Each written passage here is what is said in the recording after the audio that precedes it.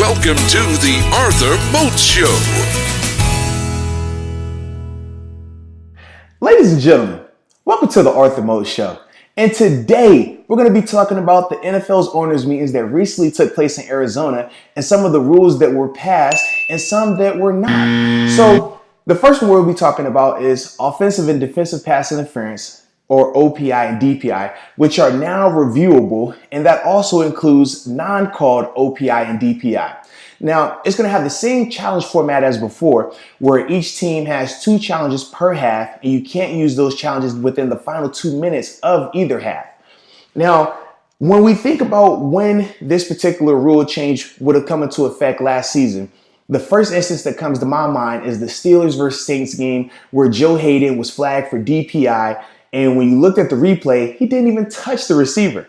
So just think about the impact that rule would have had right then, the potential change in outcome that would have happened from that. And I think that it's a good rule. So the next instance that I think of is the Saints and Rams game in the NFC Championship, where you had Nickell Robey-Coleman, who essentially hit the receiver. It looked like it was obvious defensive pass interference, but it was not called. And you think about the outcome of that game and everything that transpired after that play. So when I think about those 2 instances, I think this rule is really good. And overall, I think it's a necessary change that is needed in order to eliminate the impact of egregious errors made by referees. Now, the next rule that we'll talk about is the blindside block, or commonly known as the crackback block, has officially been outlawed. Is no longer allowed in any part of the game. Now, this block is seen very commonly in punt returns and interception returns, and it's a highlight reel block. I mean, as a fan myself, you love seeing that block. It was one of the things that when you would be in the film room, you see a guy get, cleaned out, you're just like, yo, that was a dope play. But from a safety standpoint, it was not safe at all. In fact, when you talk about one of the leading causes of concussions amongst football players at any level, this particular block was one of the main reasons. So when you talk about a health standpoint, I definitely understood the rule change. I support it because of the long and short-term health risks that you're potentially eliminating from this play. Like I said, as a fan of the game, it kind of sucks because you miss those plays, but I do think it was a necessary change.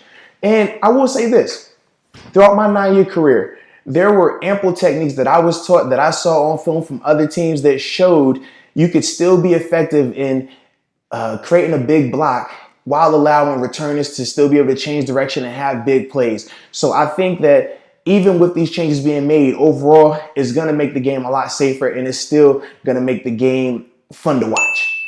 Now, the last thing we're going to talk about is the proposal that wasn't approved. I believe it was the Denver Broncos. They had proposed that instead of the traditional onside kick, that you do a 4th and 15 attempt from your own 35-yard line. And with that, you would have a maximum of doing this particular attempt 1 time per game, and it had to be in the 4th quarter only. Now, initially, it was looking like it was going to get approved, but when they did the official votes, it was unsuccessful. And I personally was disappointed because when you think about the changes that they've made to the kicking game, when you think about the changes that have been made to the kicking alignments, it really puts the team from an onside kick standpoint at a disadvantage. And the 2018 statistics showed it was only 5% of onside kicks that were even successful this past season. So when you talk about trailing, hoping to, complete a miraculous comeback, you are really, really at a disadvantage just due to the alignment that you are having to follow from a rule standpoint.